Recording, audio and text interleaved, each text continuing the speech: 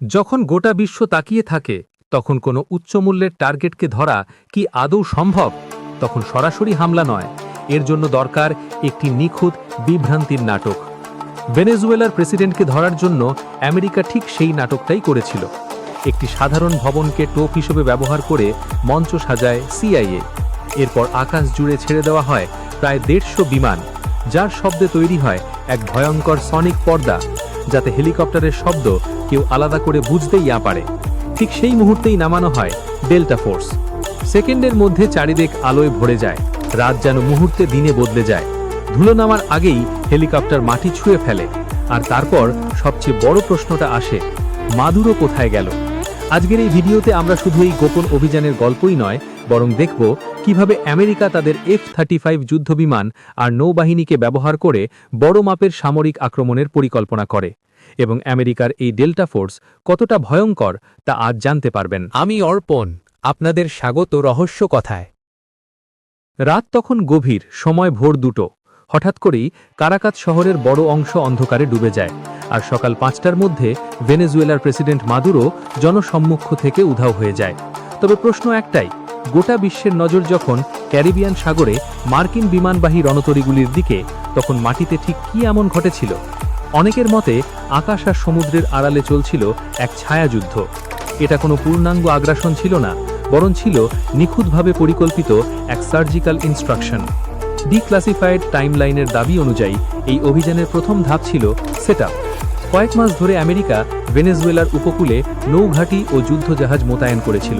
US নেভির Caribbean strike group এবং M5ES ready group অবস্থান নিয়েছিল উপকূলের কাছে। এবং এর জন্য আমেরিকা কারণ দেখিয়েছিল মাদক পাচার বিরোধী অভিযান। কারণ ওয়াশিংটন ভেনেজুয়েলা সরকারের ওপর আরোপ আনে যে তারা বৃহৎ পরিসরে মাদকদ্রব্য দেশ বিদেশে পাচার করছে। যাই হোক, আমেরিকা যখন ভেনেজুয়েলার সমুদ্র তাদের নৌবহর দ্বারা ঘিরে ধরে, তখন আড়ালে গোয়েন্দাদের নজরদারি ছিল এক ব্যক্তির ওপর। তিনি হলেন মাদুরো।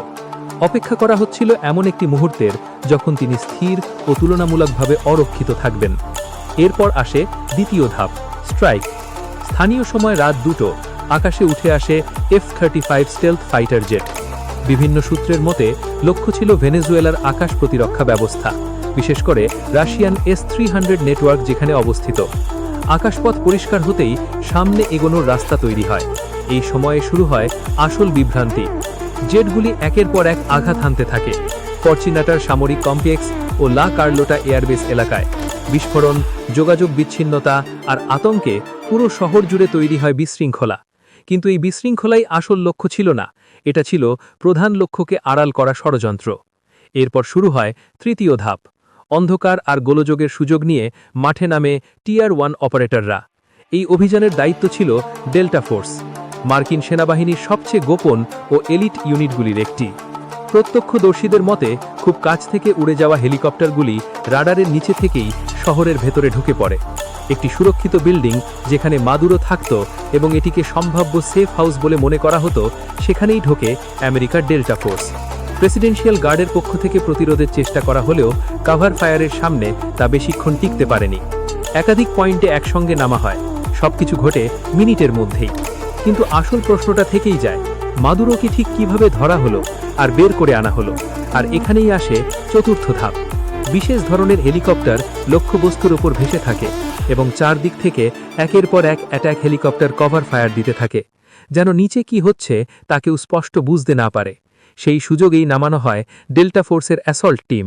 তাদের কাজ একটাই, উচ্চমূল্যের টার্গেটকে খুঁজে বের করা। তাহলে এখন প্রশ্ন আসতেই পারে, মাদুরোর অবস্থান তারা জানল কিভাবে? বিভিন্ন সূত্র অনুযায়ী সিআইএ অনেক আগে থেকেই মাদুরোর ঘনিষ্ঠ বৃত্তের ভেতরে একজন তথ্যদাতা বসিয়েছিল। শুধু তাই নয়, যুক্তরাষ্ট্রে বসে ডেল্টা ফোর্স নাকি তার সেফ হাউসের হুবহু নকল তৈরি করে, বারবার মহড়া চালায় এমন পর্যায়ে যেখানে চোখ বেঁধেও অভিযান চালানো সম্ভব। অভিযান শুরু হতেই সবকিছু ঘটে মিনিটের মধ্যেই। ঘরে ঢোকার সঙ্গে সঙ্গে ফ্ল্যাশ গ্রেনেডের শব্দে নিরাপত্তা রক্ষীরা দিশেহারা হয়ে পড়ে। একজন গার্ড দরজা বন্ধ করার আগেই তাকে আটকানো হয়। পরিস্থিতি বোঝার আগেই মাদুরোর সেফ হাউস পুরোপুরি ডেল্টা ফোর্সের নিয়ন্ত্রণে চলে যায়। ডেল্টা ফোর্স ঢুকে পড়তেই মাদুরো কার্যত হতভম্ব হয়ে যান। এরপর কোনো আলোচনা বা কোনো কথা না শুনেই তাকে এবং তার স্ত্রী সেলিয়া ফ্লোরেস দুজনকেই শারীরিকভাবে সুরক্ষিত করা হয় এবং সঙ্গে সঙ্গেই এক্সট্রাকশন পয়েন্টে নিয়ে যাওয়া হয়। এক ধরনের বিশেষ হেলিকপ্টার দ্বারা যা শহরের মাঝখান থেকে কোনো লোক তুলে নিতে পারে এবং প্রয়োজনে আকাশেই জ্বালানি তেল নিতে সক্ষম। কয়েক মিনিটের মধ্যেই তারা ভেনেজুয়েলার আকাশসীমা ছাড়িয়ে ক্যারিবিয়ান অঞ্চলের একটি ভাসমান নিরাপদ ঘাঁটির দিকে রওনা দেয়। আমেরিকানরাই অভিযানের নাম দেয় অপারেশন সাউদার্ন স্পিয়ার, যে নাকি এক রাতেই দক্ষিণ আমেরিকার ভূ রাজনৈতিক মানচিত্র বদলে দেওয়ার ক্ষমতা রাখত। তবে এখানেই শেষ নয়। অভিযানের সময় F-35 যুদ্ধবিমান সামনে থেকে নেতৃত্ব দিচ্ছিল বলে রিপোর্টে বলা হচ্ছে। প্রশ্ন উঠতেই পারে, আমেরিকা এত শক্তিশালী বিমান F-35 এর ব্যবহার কেন করল? কেন তারা F-6 এর ব্যবহার করল না? কারণ ভেনেজুয়েলাও কোনো দুর্বল দেশ নয়। সেখানে মোতায়েন রয়েছে রাশিয়ান S-300 আকাশ প্রতিরক্ষা ব্যবস্থা, চীনা রাডার নেটওয়ার্ক, সমন্বিত রুশ এয়ার ডিফেন্স এবং সীমান্ত জুড়ে ড্রোন ব্যবস্থা। এমন পরিবেশে F-6 পাঠানো মানে বড় ধরনের ক্ষতির ঝুঁকি নেওয়া। আরেকটি বড় চ্যালেঞ্জ হল ড্রোন। ভেনেজুয়েলা নজরদারি ও আক্রমণের জন্য ইরানি শাহেদ ড্রোন ব্যবহার করে। ড্রোনে ভরা আকাশে F-6 মূলত কার্যকর নয়। এই কারণেই সামনে আসে F-35। F-35 এর stealth design, sensor fusion, electric warfare এবং ডেটা লিঙ্কের ক্ষমতা তাকে আলাদা করে তোলে। এটি শুধু আকাশ প্রতিরক্ষা এড়িয়েই চলে না, বরং একসঙ্গে স্থির ও মোবাইল টার্গেট শনাক্ত ও দমন করতে পারে। এই বিমানগুলি আকাশ প্রতিরক্ষা দুর্বল করে দেওয়ার পরই CIA স্পেশাল ফোর্সগুলি মাঠে এগোবার সুযোগ পায়। ভৌগোলিক দিক থেকেও এই পরিকল্পনা ছিল একদম বাস্তবসম্মত। পৈতৃক থেকে ভেনেজুয়েলার দূরত্ব প্রায় 1300 কিলোমিটার। F-35 এর কমব্যাট রেডিয়াস প্রায় 770 মাইল। তাই সীমিত সময় আকাশে ঘোরার মাধ্যমে ও মাঝপথে এয়ার টু এয়ার রিফিউলিংয়ের মাধ্যমে পুরো অপারেশন চালাতে পারে। এছাড়াও ক্যারিবিয়ানে অবস্থান করা অ্যাম্ফাইবিয়াস অসল্ট শিপ থেকেও F-35 মাত্র 10 থেকে 15 মিনিটের মধ্যেই লক্ষ্যবস্তুতে পৌঁছতে পারে। সব মিলিয়ে বলা যায়, ভেনেজুয়েলার আশেপাশে F-35 মোতায়েন শুধু মাদক বিরোধী অভিযান নয়, এটা ছিল আমেরিকার একটি স্পষ্ট বার্তা। স্টেলথ, আধুনিক সেন্সর আর সমন্বিত যুদ্ধ ব্যবস্থার মাধ্যমে প্রয়োজনে পুরো অঞ্চলের মামরিক ভারসাম্য বদলে দেওয়ার প্রস্তুতি। আপনার মতে এই পুরো কাহিনী কি সত্যিকারের গোপন অপারেশন, নাকি আধুনিক মামরিক প্রপণ্ডার এক নিখুঁত গল্প?